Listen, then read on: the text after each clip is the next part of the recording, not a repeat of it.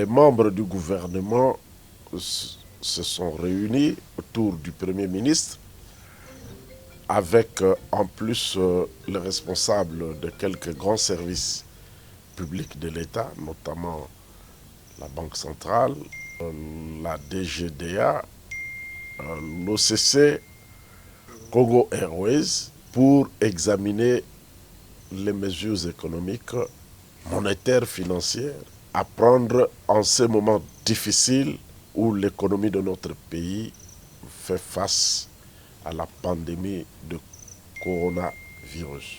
Le souci, c'est de soutenir un tant soit peu l'activité économique nationale et en même temps de préserver aussi un tant soit peu le bien-être social.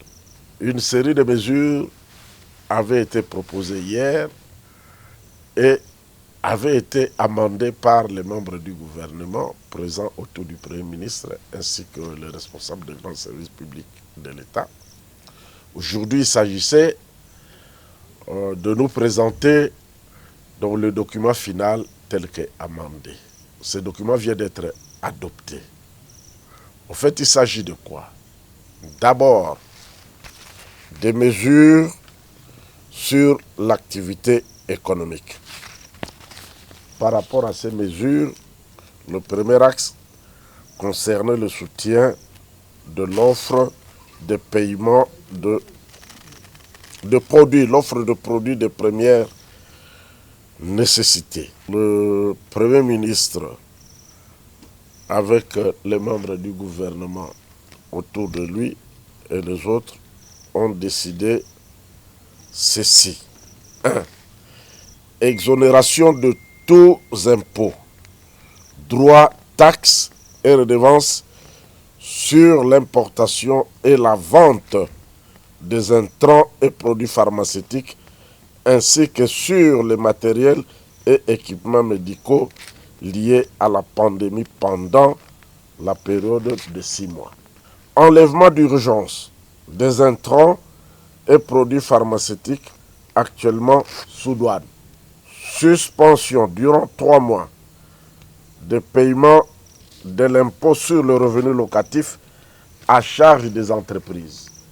Soutien pour la relance des activités des entreprises au moyen d'un financement du Fonds pour la promotion industrielle, FPI, à taux zéro.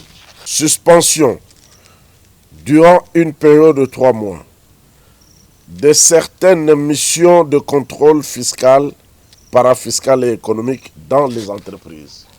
Suspension durant une période de 3 mois de l'application des pénalités en cas de retard dans le dédouanement des marchandises et des produits de première nécessité.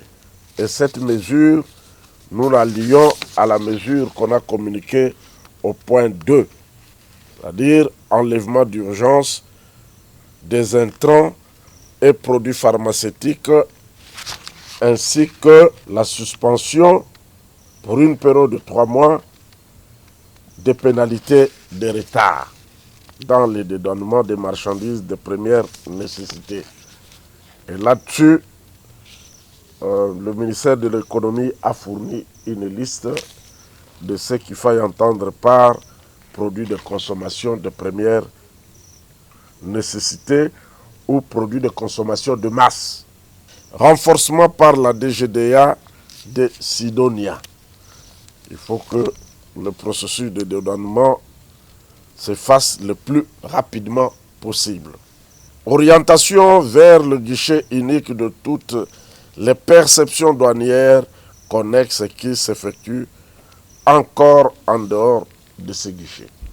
Lever des barrières policières, postes de contrôle à l'intérieur du territoire national sur les voies d'acheminement des produits de première nécessité. Assurer la continuité des activités en recourant à une rotation du personnel en cas notamment d'une baisse d'activité avérée ou des services minimums et interdiction de tout licenciement massif fondé sur les mesures de confinement. Suspension durant une période de 3 mois des perceptions provinciales sur les produits agricoles. Les mesures en faveur des ménages. Soutenir donc la demande. Octroi durant une période de 2 mois de la fourniture d'eau et d'électricité à titre gratuit aux ménages, aux hôpitaux ainsi qu'aux MPM frappés par la mesure de fermeture. Interdiction du déguerpissement des locataires n'ayant pas pu honorer leurs engagements uniquement de la période de mars à juin 2020. Suspension de l'impôt sur la rémunération des fonctionnaires et suspension de l'IPER de 15% sur toutes les primes des fonctionnaires pour une durée de 3 mois. Suspension durant une période de 3 mois de la perception de la TVA à l'importation sur le produit et sur la production et la vente de produits de première nécessité, produits de consommation de masse. Alors, des mesures de politique budgétaire. Il est décidé l'amélioration de l'allocation des ressources par la reconnaissance de la prééminence des dépenses contraignantes. Rémunération et prioritaire, santé et relance de l'économie sur toutes les autres dépenses. Création d'un fonds de soutien aux mesures de riposte à la crise. Mobilisation des appuis budgétaires et à la balance de paiement, notamment par le contact avec la Banque mondiale, le FMI, la BAD et Afrixim, notamment. Paiement à la régie des eaux, à la SNEL et aux grands hôpitaux de l'État des arriérés de leurs factures en souffrance au niveau de l'État. Négociation avec les partenaires pour le rééchelonnement de la dette extérieure. Il y a une série de mesures prises sur la politique monétaire et la politique d'échange et sur le secteur financier. Je crois que la Banque centrale assurera la divulgation de ces mesures. Enfin, il a été constitué un comité de suivi et d'évaluation de toutes ces mesures, présidé par le Premier ministre chef du gouvernement, avec différents ministères, non seulement ceux dont les ministres sont ici, mais d'autres aussi qui sont listés. Et il y a un vice-président que je suis, le rapporteur, ministre des Finances, et le secrétariat, la Banque centrale du Congo.